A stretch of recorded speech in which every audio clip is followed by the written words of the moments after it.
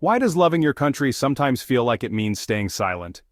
Patriotism is often painted in red, white, and blue, with fireworks, flags, and unwavering loyalty. But when someone speaks out against injustice, poor leadership, or systemic flaws, they're often accused of being ungrateful or even un-American. Why is that? For some, criticism feels like betrayal. They view the country like a family, you defend it no matter what. But others see critique as the ultimate act of loyalty, the desire to help one's nation become better, more just, and more true to its ideals. This divide is not just generational or political, it's philosophical. It's about whether we view love as blind allegiance or as committed honesty. Can you question your country's direction and still love its foundations? Can you kneel during an anthem and still be patriotic? We'll try to unpack where that tension comes from. We'll look at history, philosophy, modern culture, and real voices who embody both love and dissent. Because maybe, just maybe, the truest form of patriotism isn't silence. It's speaking out when it's hardest. How has the definition of patriotism changed over time? Originally, patriotism meant loyalty to the land of your birth or ancestry. But over time it evolved, especially in democracies, to mean loyalty to a shared set of principles: liberty, justice, and equality. In America, the founders themselves were rebels, and deeply patriotic in their criticism of tyranny. Their love for their homeland was expressed through revolution, not submission.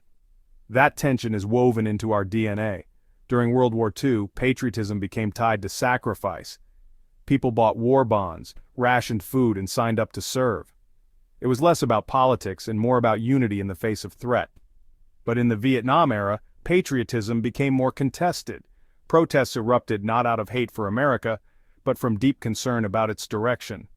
That tradition of protest as patriotism has carried into movements like Black Lives Matter and veterans advocating for better care. Today, patriotism is being redefined again. Is it a bumper sticker or a commitment to change? Is it waving a flag or voting for reform? For many, it's both. Is speaking out about something an act of betrayal or an act of courage? Imagine you love someone, a parent, a partner, or even a friend. Do you ignore their flaws, or do you help them grow? That's the heart of this question. Criticism, when rooted in care, can be a profound form of loyalty. Whistleblowers, journalists, and protesters often act not out of hatred for their country, but out of love for what it could be. They believe the ideals are worth fighting for, even when the reality falls short. In fact, some of America's most revered figures, like Frederick Douglass, Susan B. Anthony, and even Abraham Lincoln, all faced backlash for their critiques of America. But history now sees them as patriots. This kind of criticism doesn't come easy. It risks alienation, reputation, and even one's safety. But it's also essential. Without criticism, there is no course correction, only stagnation. When criticism calls us to our higher values, it doesn't weaken the nation. It strengthens it. How do we draw the line between necessary critique and destructive rhetoric? Not all criticism is equal. Some comes from a place of wanting to build, and some comes from a place of wanting to burn. So, how do we tell the difference? Constructive criticism is rooted in facts, values, and a desire for progress. It usually comes with proposed solutions, empathy, or context, and aims to help the country live up to its promises. Destructive criticism, on the other hand, is vague, hostile, or rooted in cynicism. It may reject the nation entirely, mock its institutions, or aim simply to divide. It tears down without building anything new. The internet has blurred these lines. These days, outrage sells and algorithms reward the anger. But meaningful critique doesn't shout, it speaks truth. A patriot critiques with hope. A hater condemns with glee. And that difference, it matters now more than ever. Is media amplifying division or helping bridge it? Cable news, social media, and partisan platforms have all turned patriotism into a battleground. One channel calls protest treason, while another calls tradition oppression. Most of us are in the middle. Sensationalism sells and nuance doesn't, so the loudest voices dominate. As a result, people who kneel for the anthem are seen as enemies, and people who wave flags are seen as blind followers. But both might love their country deeply. The media also often ignores context. A protester's words are clipped, a veteran's grief is politicized, and complex stories often become clickbait headlines. What we need is more journalism that listens before judging, that explores motive, not just messaging, and also makes room for complexity and nuance. Because without that, we don't just lose clarity, we lose connection. Is patriotism hardwired in humans, or is it a behavior that we learn? Studies show patriotism can be both instinctive and influenced. People feel attachment to community and country. It gives them identity and security. But how that attachment expresses itself is something that we learn. Constructive patriotism, researchers say, correlates with civic engagement, voting, volunteering, along with activism. Blind nationalism, by contrast, is often tied to authoritarianism, conformity, and fear of outsiders. Education plays a huge role. When young people are taught critical thinking, history, and empathy, they're more likely to develop a balanced patriotism. When they're taught dogma, they're more likely to confuse love with obedience. It's also generational. Older Americans often grew up with clear enemies and strong unifying narratives.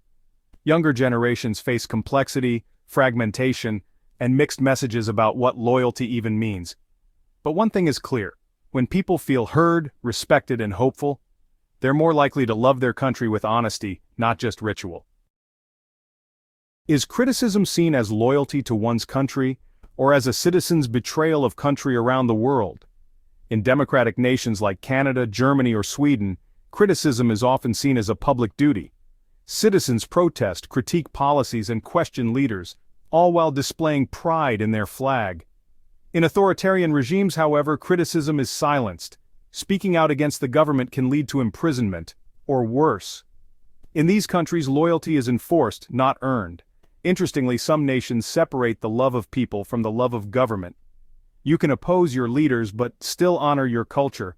This distinction helps maintain national unity, even during political division.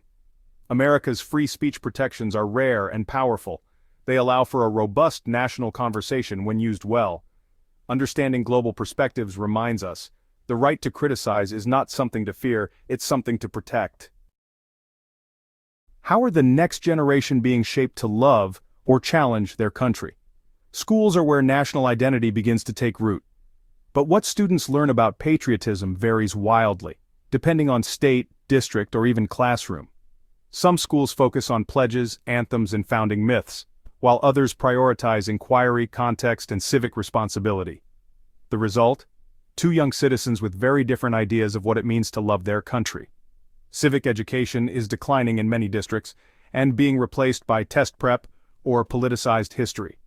When young people don't learn how to think critically about their nation's values, they may either reject patriotism or embrace it without reflection. But where balanced education exists, patriotism thrives. Students can be taught that loving your country means asking hard questions, and then seeking better answers.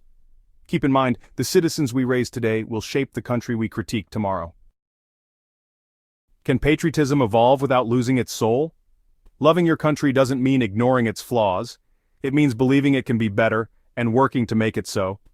It's not just about flags and fireworks, it's about freedom and responsibility. True patriotism is not fragile. It doesn't shatter when questioned. It deepens, grows, and invites accountability, not just applause. We all come to this conversation from different places. Some of us are proud, others are hurt, and still others are both. But what unites us is care.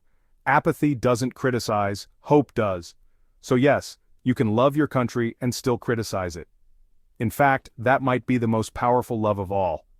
Let's stop seeing each other as enemies, and start seeing each other as patriots in different forms. Which side do you fall on? Does criticizing America mean you love your country less or more? Let us know in the comments below. Don't forget to like, subscribe, and hit the notifications bell if you believe in thoughtful patriotism. And share it so we can keep this conversation going, with love and with honesty. Thanks for watching. See you in the next video.